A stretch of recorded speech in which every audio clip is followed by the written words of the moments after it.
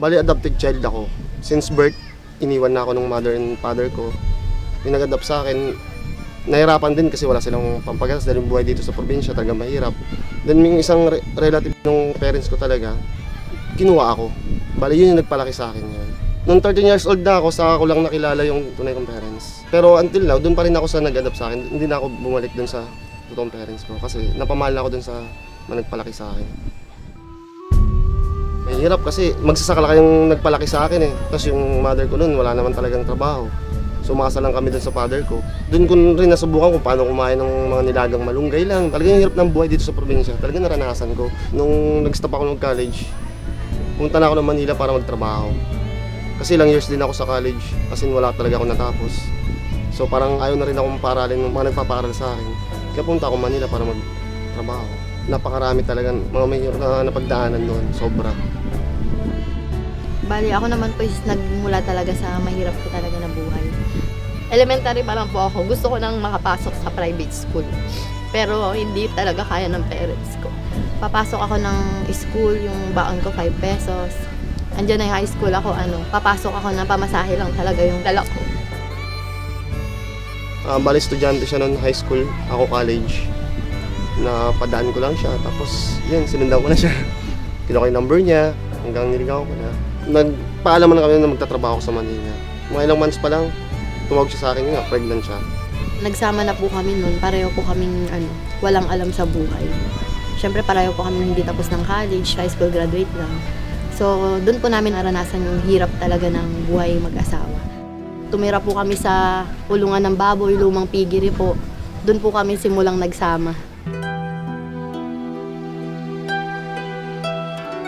Pinuulam po namin siya as bahay. Nilagyan po namin ng mga tagpi-tagpi na mga karton, mga plywood.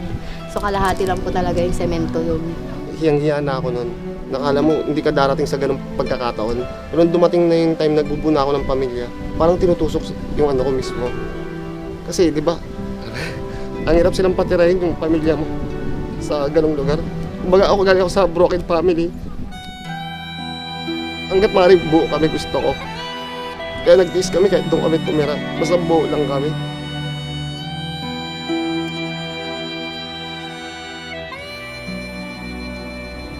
Everyday po tinitingnan ko yung baby ko. Talagang doon pa lang po nag-iisip na ako. Paano ba kami makakaahon sa hirap?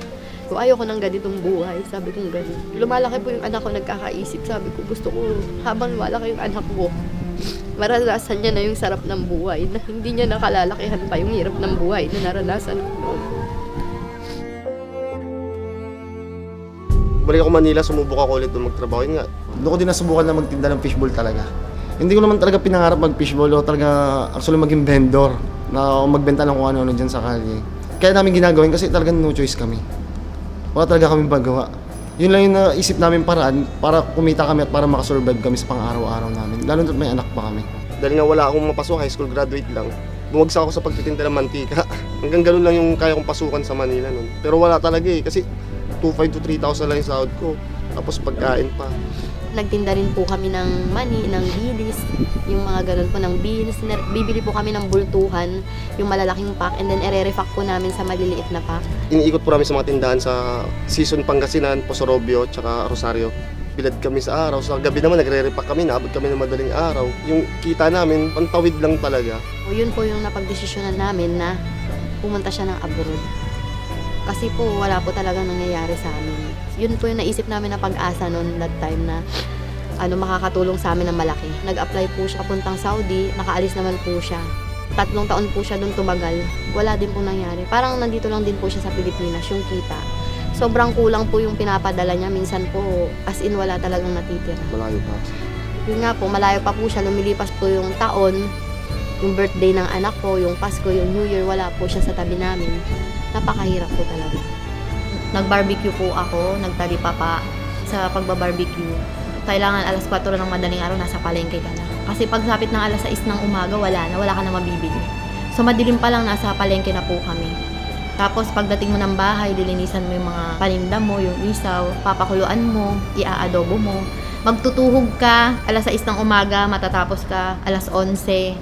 And then mag-start na kaming magtinda 1:00 na ng hapon. Hanggang gabi na po yun. yung effort na binibigay namin dun sa negosyo na yun, kulang na kulang sa kinikita namin. Sobrang hirap.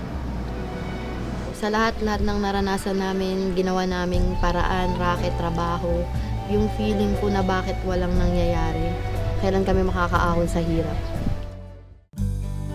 Inalok po ako ng Royal ng isang babae, through Facebook lang po. So that time po nung inalok niya ako, sinilip ko na po yung profile niya.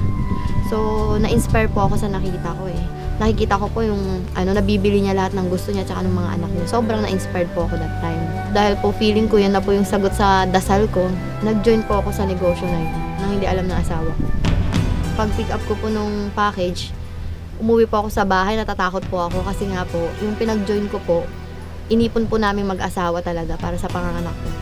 Naalala ko pa po, tinago ko po yun sa basket po ng maruruming damit po namin. Nakita niya po yung mga products. Yun, nag-away kami.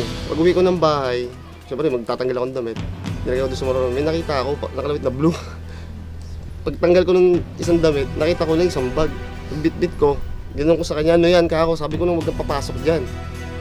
Hindi na siya nakaibig, ako na yung dire-diretso ng salita. Hanggang kinuha ko yung ibang sabon, binato ko, sabi ko, sige pag ikaw na anak, ibayad mo sa doktor mo itong mga sabon mo. Palagi mo papayag yung doktor, ako sa kanya. Gawin mo ng paraan kung paano mo, may babalikan wala na akong ibang alam na paraan para may gastos tayo sa panganganak mo. Tapos sabi naman niya, Huwag kang mag-alala, bago ako manganganak, mad-dispose ko yan. So good news naman po, after 2 weeks po, na-dispose ko naman po yung buong package. So sobrang saya ko po, and then kumita pa po ako sa mga products pa lang. nagpasama siya sa akin ko din sa office, yung cheque niya. Sabi ko baka talbog yan. Pero sumama pa rin ako dahil siyempre ulongga po yun. Sinamahan ko siya. Nandun kami sa loob ng office ng Royal. Lahat ng tao doon nakangiti pag Thursday. Kasi cheque day. Ako lang yung nakasibangot, ako lang yung negative doon. Mga baliw ka ako pa.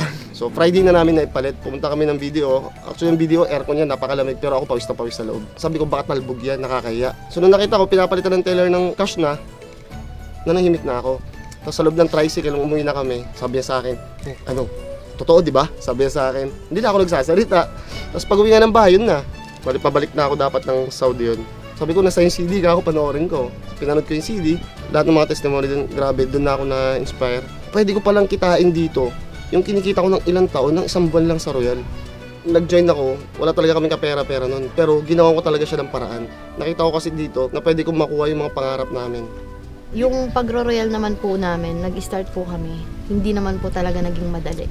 Naranasan namin na layuan kami ng mga kamag-anak namin, ng mga kaibigan. Dito na yung naranasan namin na tinatawanan po kami. Andyan pa po yung nag-iikot po kami, nakamotor lang po kami. Nag-iikot po kami, nagbabahay-bahay kami ng mga products, dala po namin yung royal bag.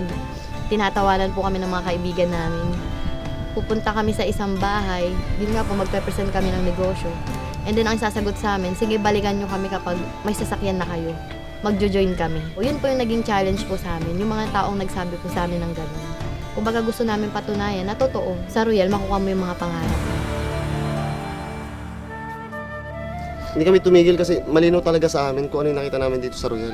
Thank God naman may mga nagtiwala sa amin at naniwala. So doon kami nakakuha ng mga resulta. Nakapag-avail kami ng brand new car. Pagkalabas ng sasakyan, binalikan namin lahat ng mga taong nagsabi sa amin na pag meron na kayong resulta, pag meron na kayong sasakyan, saan nyo kami balikan. Yung mga taong sinabi nila na balikan nyo kami kapag nagkasasakyan na kayo nang dahil sa negosyong yun, binalikan po namin silang lahat. Good news naman po yung mga taong yun po. Member na rin po namin sila and yung iba po sa kanila, may mga resulta na rin. Sobrang sarap po yung pakiramdam na may taong nagti-thank you sa'yo. Yun yung masarap sa pakiramdam eh. Lalo yung mga nagpalaki sa akin. Proud na proud sila sa akin ngayon. 1 year and 6 months po sakto, na-awardan naman po kami as Executive Circle. Dito po sa Royal, 3 buwan lang po namin tinutukan yung negosyo. Nakabili po kami Toyota Vios. After 1 year and 4 months time, ito na nga po, na-avail na po namin yung bagong house and lot namin. Yung time tsaka financial freedom, yun po talaga yung importante dun. Kung noon, nangangarap kami, may hangganan. Habang tumatagal, yung pangarap namin mas lalong lumalaki. Dahil walang imposible talaga sa Royal. Yung mga taong naniwala sa amin, naaabot nila unti-unti yung mga pangarap nila. Every time na magkakasama kayo, yung team, hindi lang kami basta grupo or team. Nakabuo kami ng bagong pamilya nang dahil sa Royal. Kumbaga yung may tao kang nakita na natulungan, na nagtiwala sa'yo, yun na lang yung titingnan mo, yun na lang yung susubaybayan mo. Kumbaga yun na yung pinaka-premium mo dito, kaya mo ginagawang pag-royal mo. Life-changing talaga. So kami talaga lagi kami nagpapasalamat kay God dahil binigay niya sa amin si Royal. Talagang si Royal talaga blessing talaga para sa amin.